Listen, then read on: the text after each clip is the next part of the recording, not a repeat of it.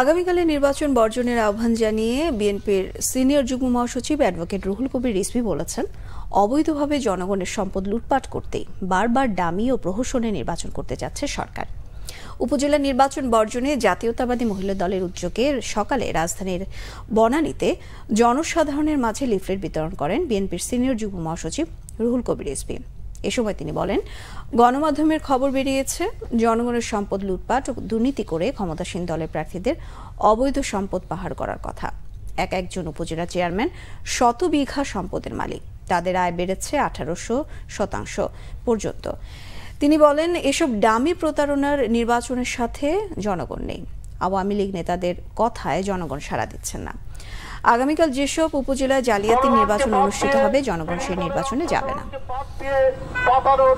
নির্বাচন তারা করতে যাচ্ছে, জনগণ এই নির্বাচনে অংশগ্রহণ করবে না। গণতন্ত্রকামী কোন রাজনৈতিক দল এই নির্বাচনে অংশগ্রহণ করছে না। জনগণের ভোটের অধিকার যারা কেড়ে নিয়েছে, তাদের কোন ভোট, সেগুলো সেই ভোট হচ্ছে দামি ভোট, প্রহসনের ভোট, জালিয়াতির ভোট। এই ভোটে কোন জনগণ অংশগ্রহণ করবে না।